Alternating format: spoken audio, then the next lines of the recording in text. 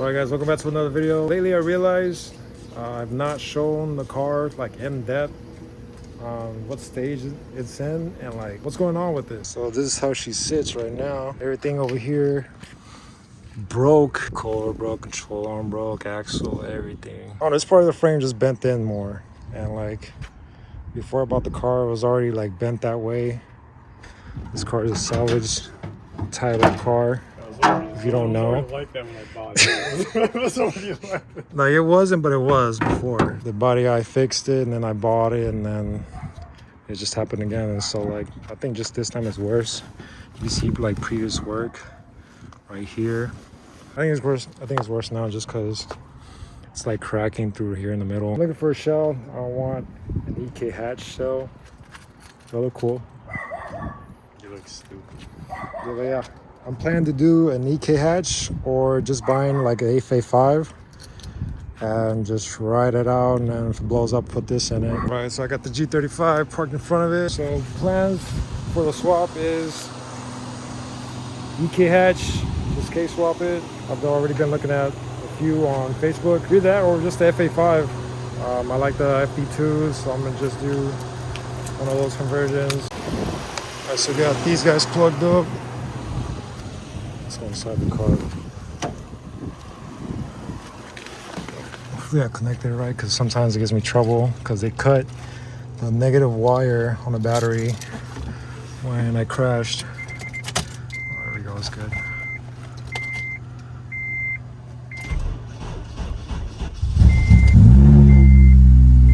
Sounds as healthy as the day I crashed it. It's just revs high right now. There's no coolant in it. There's nothing else.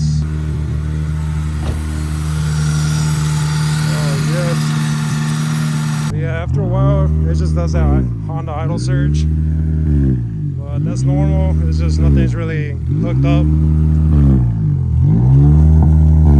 Right, sorry about that, guys. I just felt like I couldn't really talk over the exhaust. This is what it looks like on the inside.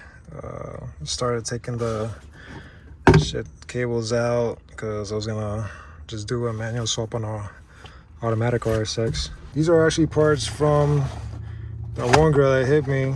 Came out of nowhere. I know I said 240, 8086, RX-7, but I feel like this thing just revs way too high to not put it in another Honda. Maybe a K24 would be best for like a 240 or something. Like a Z1 though, like I sat there and thought about it. I was like, it's not gonna feel the same. Like it's gonna be just rear-wheel drive. Okay, it's like it's K-swap. Pretty cool cloud car, but I like driving. I don't like parking my car and just for people to look at it. I'm not that type of dude. I like driving my car. I haven't really got a side shot of this. The car kind of just stripped itself with the wind.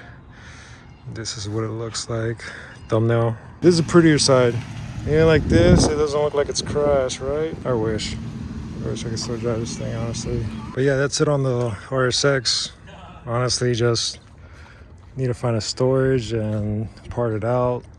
Let me know what you guys need. Oh, I got all of that you see there. Still have 3 good wheels. If you want to replace one, they're only like 160. If you're new to the channel, this is my G35 wannabe drift car. 6-speed, of course.